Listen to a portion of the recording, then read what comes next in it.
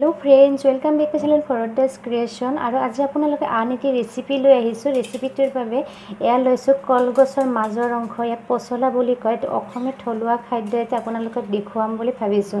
हे केनेकैनो एटु recipe बनाओ तार बारे भिडिओটো सम्पूर्णকৈ चाइ থাকিব।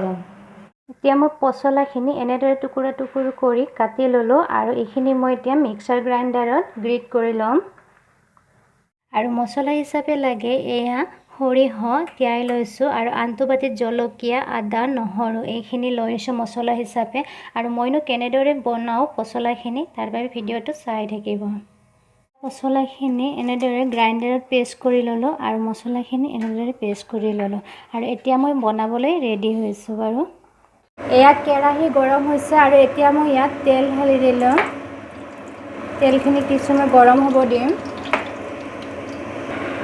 তেলখিনি গৰম হয় এতিয়া মই পেষ্ট কৰি লওঁ। পচলাখিনি দি দিলোঁ। আন্দাজ অনুযায়ী নিমখ, হালধি গুড়ি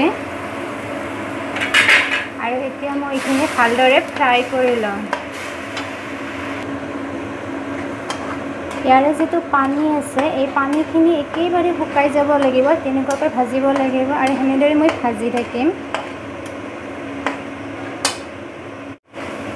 এয়া চাওকচোন, ভাজি থাকোঁতে পানীখিনি কিছু নোহোৱা হৈছে আৰু এতিয়া এই নোহোৱা হোৱাত মই দি দিম এই যে লৈছিলোঁ আদা, নহৰু, সৰিয়হ আৰু জলকীয়াৰ পেষ্টটো। এতিয়া মই ইয়াতে দি দিলোঁ।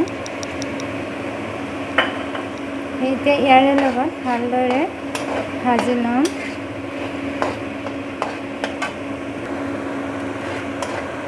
আৰু একেবাৰে শুকান হোৱালৈকে ভাজি থাকিম।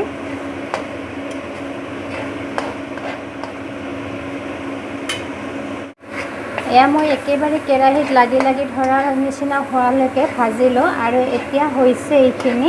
আৰু সেইবাবে মই এটা পাত্ৰত নমাই ৰাখিম।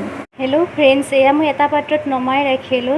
কালাৰটো দেখিছেনে? খুবেই ধুনীয়া হৈছে আৰু খাবলৈ খুবেই সোৱাদ। তাৰ মাজতে এইটোও ময়ো খাই খুব ভাল পাওঁ। আৰু যদি মোৰ ভিডিঅ'টো ভাল লাগিছে তেতিয়া লাইক কৰিব, শ্বেয়াৰ কৰিব আৰু কাষতে থকা বেল আইকনটো দবাই দিব। তেতিয়া মই দিয়া ভিডিঅ'বোৰৰ পুনৰ ন'টিফিকেশ্যনবোৰ আপোনালোকে পাই থাকিব। তেতিয়াহ'লে আজিলৈ বাই বাই।